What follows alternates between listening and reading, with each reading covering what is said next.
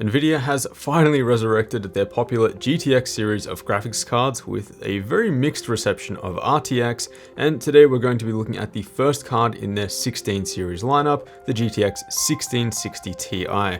So we are finally returning to a more value-oriented GPU here with the 1660 Ti on offer for $279 with some promising performance as well. So I have two GTX 1660 Ti's here for testing. One is the Gaming X model from MSI, and the other is the Gaming OC model from Gigabyte. So the price for the 1660 Ti is $279, and I believe the Gaming OC will be a little bit closer to that price. So today, that's the one that we're going to be testing. I will have two full reviews for both of these cards coming out in the few following days, looking at overclocking, thermal and noise performance, and disassembly, and things like that. Definitely stay tuned for that. I will also mention that I've had these cards for about 2 to 3 days now, and I haven't been able to do a single thing with them because Nvidia has denied us a pre-release driver for about the 4th time in a row now.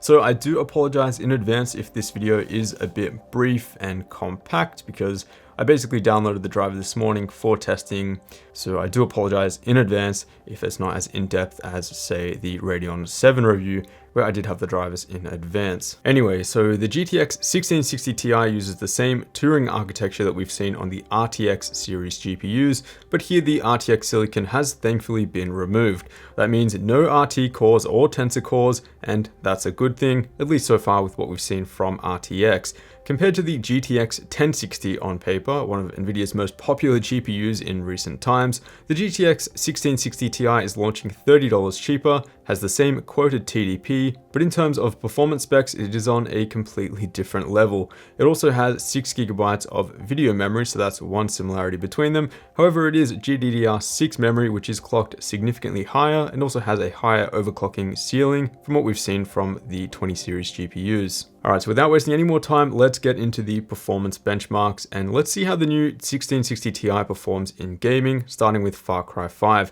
Here we're looking at the game running at 1080p, and performance here for the 1660 Ti looks pretty exceptional for the price. On average FPS, it's actually faster than the GTX 1070 by 4.5%, but the slowest 1% of frames are slightly behind.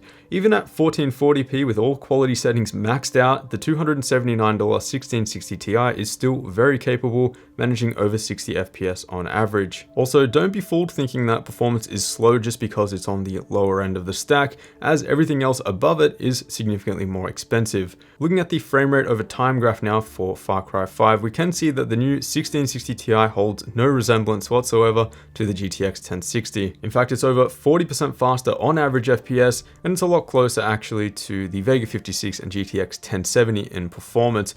As we know though, both of those GPUs are significantly more expensive at the time of filming, unless you happen to catch one on sale. More on that later. Moving on to Rainbow Six Siege now, starting with 1080p, and here the 1660 Ti matches the performance of the GTX 1080 on average FPS, with the lowest 1% of FPS about 6% faster. A lot of you would be quick to discredit these results to being incorrect or just plain wrong, but we've seen this title repeatedly perform extremely well for Nvidia's Turing GPUs. The RTX 2080 and 1080 Ti, for example, have equal performance for most games, but here there's a 14.5% lead on average FPS in the 2080's favor. Likewise, the RTX 2060 holds a 9% lead over the GTX 1080, where we would expect it to perform closer to, say, a 1070 Ti in most games. And the strong performance is still retained quite well once we bump things up to 1440p. The 1660 Ti is at least perceivably equal to the GTX 1080 here on average FPS, but with overall better frame rate stability. Looking at the frame rate over time graph now to look at FPS a bit closer, here we're looking at the GTX 1080 in pink and the 1660 Ti in blue. The benchmark starts in the GTX 1080's favor, but we do see the 1660 Ti actually take the lead once we move into the interior. This could be due to the faster GDDR6 memory on the 1660 Ti, but I'm not entirely sure. The point here is not to show which GPU is better, but rather to showcase the exceptional performance that you're getting from the 1660 Ti for the money in this title. Let's move on to another title though before we get ahead of ourselves, and let's take a look at Shadow of the Tomb Raider at 1080p. Here the 1660 Ti is 10.4% faster than the GTX 1070 on average FPS, and is perceivably equal to AMD's Vega 56. The Vega 56 pricing has been all over the place recently, but for the most part you can buy the reference models for around $350 to $400 US. At 1440p, the 1660 Ti doesn't have as good performance scaling when compared to those with faster memory, but I still think it's quite capable here even with everything maxed out. By lowering these settings to high or medium, you could easily surpass 60 FPS. Taking a closer look now, and here I wanted to make a comparison against the GTX 1070 at 1080p. The 1070 was a very well received GPU from over 2 years ago now, and it really bridged the gap between 1080p and 1440p gaming. In simple terms, you could use the GTX 1070 with either a 1080p or 1440p monitor, run pretty much any game you wanted, and just adjust your settings accordingly. I see the 1660 Ti as pretty much the same, although with slightly higher performance in most titles, and of course it is actually in stock at a lower price. Looking at For Honor now, and this is a title where, relatively speaking, the Turing architecture doesn't perform as well as Pascal. Here the 1660 Ti is 3.4% faster than the GTX 1070 on average FPS, with the slowest 1% of frames a bit behind as well. When bumping the resolution up to 1440p, the lead does close on the GTX 1070, where the two are perceivably equal, at least in terms of average FPS. Considering that the GTX 1070s that are actually in stock are going for about $330 to $350 US at the lowest, of course the 1660 Ti is a better purchase. It is also a better choice over AMD's Vega 56, which, despite from what you've heard about price drops down to $280, can actually be bought for around $350 to $400 at the time of filming, like I mentioned earlier.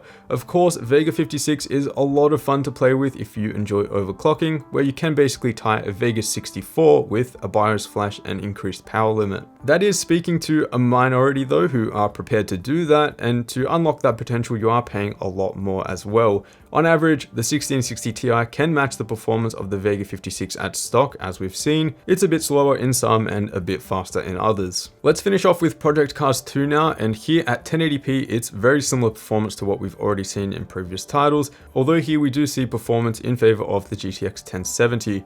Here the 1660 Ti is 4.2% slower on average FPS to the 1070 and 1.8% faster than the Vega 56. For all comparison purposes here, the cards are almost perceivably equal, with the 1660 Ti being the best choice for value out of the three. At 1440p, it's also much of the same, however the 1070 and Vega 56 scale a bit better when it comes to the increase in resolution. Still though, it is great to see a sub $300 GPU that's consistently capable of gaming at 1440p. So although the naming is a bit weird, and I'll admit it caught me off guard quite a few times in this review, it might take some time to get used to, but the 1660 Ti is very decent value for a gaming GPU, and it's a lot of what we've been asking for ever since we were served with RTX.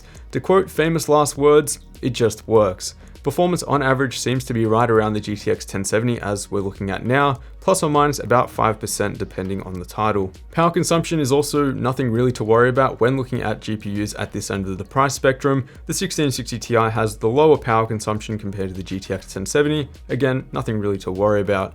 In closing, the performance of the 1660 Ti is what makes it a great card for the price, and if you're in the market for a GPU that can push high frame rates at 1080p but is also capable at 1440p, there really is no better other option in terms of value. Now in terms of value, here we're looking at the frame rate per dollar against the $350 RTX 2060, which you're also probably considering, but here the 1660 Ti is slightly better value at 0.273 FPS per dollar. If you did want to spend the additional cash for the 2060 for a slight bump in performance, I still think that's an okay choice. All up, it's great to see the GTX series graphics cards make a comeback, and in a good way as well.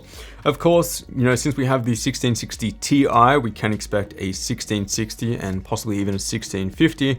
That would be, of course, a sensible thing to do at this point. So if perhaps the 1660 Ti is still too expensive for you at $279 US, perhaps we could see something closer to the $200 mark with the 1660 and 1650. So probably keep an eye out for those as well in the coming months. If you are interested in the GTX 1660 Ti though, I will have both of these cards linked down below in the description, so feel free to check those down below. As always guys, a huge thanks for watching. Consider subscribing down below if you enjoyed this review, and I'll see you all in the next one.